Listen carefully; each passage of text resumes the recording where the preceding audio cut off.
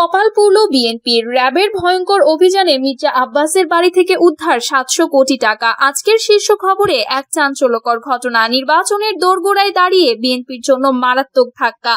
Rapid action ব্যাটালিয়নের RAB একটি অভূতপূর্ব অভিযানে বিএনপির স্থায়ী কমিটির সদস্য ও ঢাকা 8 আসনের প্রার্থী মির্জা আব্বাসের রাজধানীর শাহজাহানপুরের বাসভবন থেকে প্রায় 700 কোটি টাকার নগদ অর্থ উদ্ধার করা হয়েছে। এই অর্থের পরিমাণ এতটাই বিশাল যে দেশের রাজনৈতিক অঙ্গনে তোলপাড় সৃষ্টি হয়েছে। বিএনপির নির্বাচনী প্রচারণা এখন বড় ধাক্কার মুখে পড়ল বলে মনে করছেন রাজনৈতিক বিশ্লেষকরা। আমাদের প্রতিনিধি রিপোর্ট করছেন ঘটনাস্থল থেকে। গতকাল রাত 11টা থেকে শুরু হওয়া র্যাবের এই অভিযান আজ সকাল পর্যন্ত চলে। র্যাব 3 এর একটি বিশেষ টিম গোয়েন্দা তথ্যের ভিত্তিতে মির্জা আব্বাসের শাহজাহানপুরের বাড়িতে অভিযান চালায়। প্রথমে বাড়ির চারপাশ ঘিরে ফেলা হয়, তারপর ভেতরে প্রবেশ করে তল্লাশি শুরু। বাড়ির বেসমেন্ট, গ্যারেজ এবং বিভিন্ন কক্ষ থেকে বিপুল পরিমাণ নগদ টাকা, বিদেশি মুদ্রা এবং সোনার বার উদ্ধার করা হয়। র্যাবের প্রাথমিক হিসাবে নগদ টাকার পরিমাণই 700 কোটি টাকার কাছাকাছি। এছাড়া প্রায় 50 কোটি টাকা সমমূল্যের সোনা ও বিদেশি কারেন্সি পাওয়া গেছে।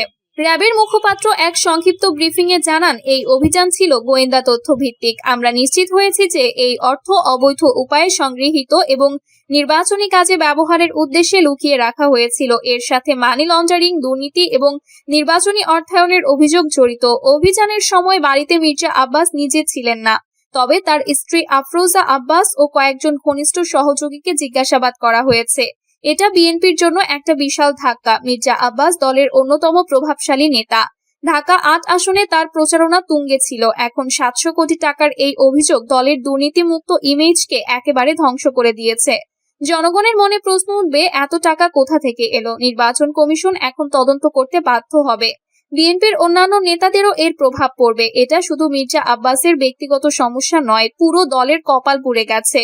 অভিযানের পর র্যাব টিম অর্থের ব্যাগগুলো সিল করে নিয়ে যায়। স্থানীয়রা জানান, গত কয়েকদিন ধরে বাড়ির আশেপাশে অস্বাভাবিক গতিবিধি দেখা গিয়েছিল। কয়েকটি গাড়ি রাতের বেলা আসা যাওয়া করছিল। র্যাব সূত্র বলছে, এই অর্থের একটা বড় অংশ বিদেশ থেকে হুন্ডির মাধ্যমে আনা হয়েছে।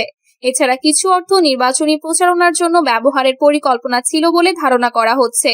বিএনপির পক্ষ থেকে এখনো কোনো আনুষ্ঠানিক প্রতিক্রিয়া আসেনি, তবে দলের একজন নেতা নাম প্রকাশ না করে বলেছেন, এটা সরকারের চক্রান্ত।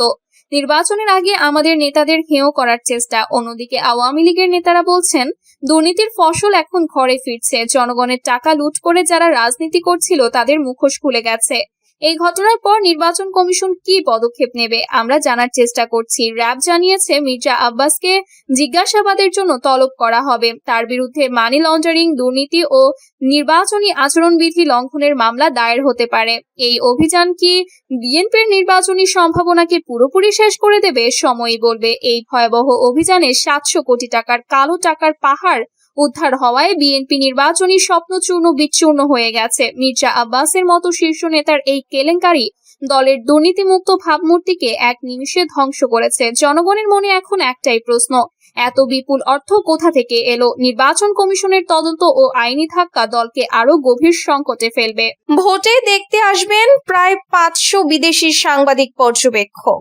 নির্বাচন কমিশন সচিব আক্তার আহমেদ জানিয়েছেন, গণভোট ও ত্রয়োদশ জাতীয় সংসদ নির্বাচন দেখতে আসবেন প্রায় 500 বিদেশি সাংবাদিক ও পর্যবেক্ষক।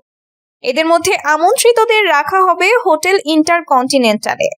বৃহস্পতিবার নির্বাচন ভবনে সাংবাদিকদের এ তথ্য জানান তিনি।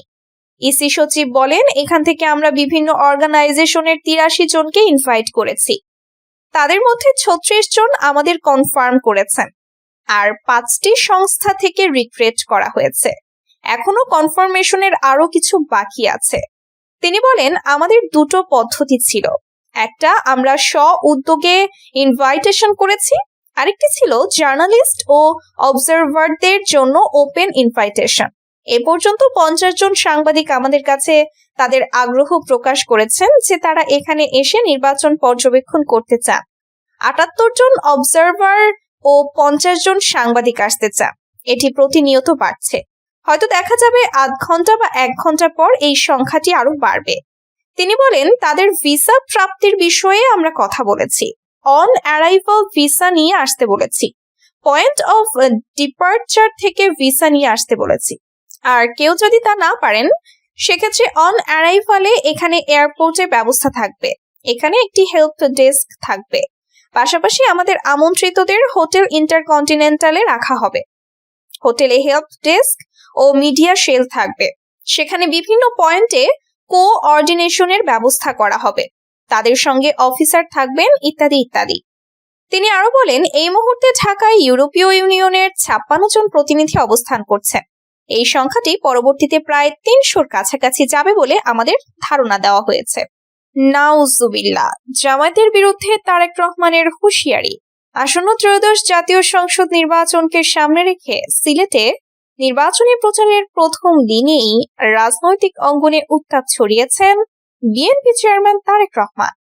সিলেট, মৌলভীবাজার ও হবিগঞ্জে 3 জেলায় আয়োজিত আলাদা আলাদা জনসভায় তিনি প্রতিদ্বন্দ্বী রাজনৈতিক দলের বিরুদ্ধে ভোট কেনা, তথ্য চুরি এবং ধর্মীয় অনুভূতি ব্যবহারের গুরুতর অভিযোগ তুলেছেন। নির্বাচনী প্রচারের প্রথম দিনেই রাজপথের সাবেক মিত্র জামায়াত ইসলামীর বিরুদ্ধে সম্মুখ সমরে অবতীর্ণ হয়েছে বিএনপি।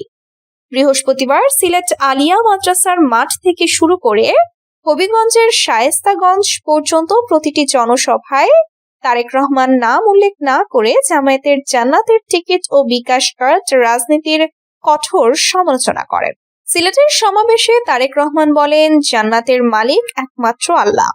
কোন রাজনৈতিক দল বা মানুষ জান্নাতের গ্যারান্টি দিতে চাইলে তা সরাসরি শিরকের শামিল।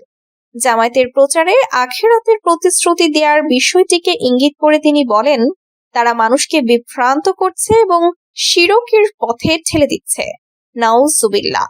তার এই মন্তব্য সামাজিক মাধ্যমে ব্যাপক আলোচনার জন্ম দিয়েছে। হবিগঞ্জের জনসভায় তারেক রহমান একটি দলের বিরুদ্ধে ভোটারদের ব্যক্তিগত তথ্য চুরির অভিযোগ তোলেন। তিনি দাবি করেন, একটি দল বাড়ি বাড়ি গিয়ে এনআইডি নম্বর এবং নারীদের মোবাইল নম্বর সংগ্রহ করছে। ভোটারদের বিকাশ নম্বরে টাকা পাঠিয়ে ভোট কেনার চেষ্টা করা হচ্ছে, যা নির্বাচনী আচরণ বিধির চরম লঙ্ঘন। প্রবাসীদের জন্য বরাদ্দকৃত পোস্টাল ব্যালট ওই নির্দিষ্ট দলটি দখল করার পায়তারা করছে। তিনি প্রশ্ন তুলে বলেন, নির্বাচনের আগে যারা অসৎ কাজ করে তাদের পক্ষে কোনোভাবেই সৎ মানুষের শাসন কায়েম করা সম্ভব নয়। খালিদুজ্জামানের ডিগ্রি নিয়ে মুখ খুললেন ডক্টর মৃণাল। ক্লিনিক্যাল এমব্রায়োলজি বিষয়ে বিদেশে অর্জিত ডিগ্রি নিয়ে সাম্প্রতিক বিতর্কের প্রেক্ষাপটে বাংলাদেশ মেডিকেল অ্যান্ড ডেন্টাল কাউন্সিলের ভূমিকা ও কর্মকাণ্ড নিয়ে প্রশ্ন তুলেছেন দেশের প্রখ্যাত বন্ধ্যাত্ব চিকিৎসা বিশেষজ্ঞ ডক্টর মৃণাল কুমার সরকার। তিনি বলেন, বিশ্বজুড়ে স্বীকৃত ও ব্যবহৃত একটি বিশেষায়িত মেডিকেল ডিগ্রি বাংলাদেশে অজানা হিসেবে বিবেচিত হওয়াই মূল বিভ্রান্তির কারণ, যা থেকে পরবর্তীতে সমালোচনা ও জটিলতা তৈরি হয়েছে। বৃহস্পতিবার গণমাধ্যমকে দেওয়া এক সাক্ষাৎকারে এভার কেয়ার ফার্টিলিটি সেন্টারের কোঅর্ডিনেটর এবং বাংলাদেশের আইভিএফ ও এআরটি চিকিৎসা পদ্ধতির অগ্রদূত ডক্টর মৃণাল কুমার সরকার তার বিশদ অভিমত তুলে ধরেন। এর আগে সম্প্রতি ডক্টর এস.এম. খালিদুজ্জামানের ক্লিনিক্যাল এমব্রায়োলজি ডিগ্রি নিয়ে সামাজিক যোগাযোগ মাধ্যমে আলোচনা ও পরবর্তী সময়ে বিএমডিসির শোকজ নোটিশ জারির ঘটনায় বিষয়টি নতুন করে আলোচনায় আসে। এ প্রসঙ্গে ডক্টর মৃণাল কুমার সরকার জানান, ক্লিনিক্যাল এমব্রায়োলজি একটি তুলনামূলকভাবে নতুন ও অত্যন্ত বিশেষায়িত সাব স্পেশালিটি। সমস্যার মূল জায়গাটা ছিল বিএমডিসি তখন এই ডিগ্রিটা সম্পর্কে ওয়াকিবহাল ছিল না। তারা প্রশ্ন করেছিল, এটি কিসের ডিগ্রি, এর কাজের পরিধি কি? তার মতে বিষয়টি নতুন হওয়ায় নীতি নির্ধারকদের মধ্যে এটিকে কিভাবে বিদ্যমান কাঠামোর মধ্যে ফেলা যায় বা কোন ক্যাটাগরিতে স্বীকৃতি দেওয়া যায় সে বিষয়ে স্পষ্ট ধারণার অভাব ছিল।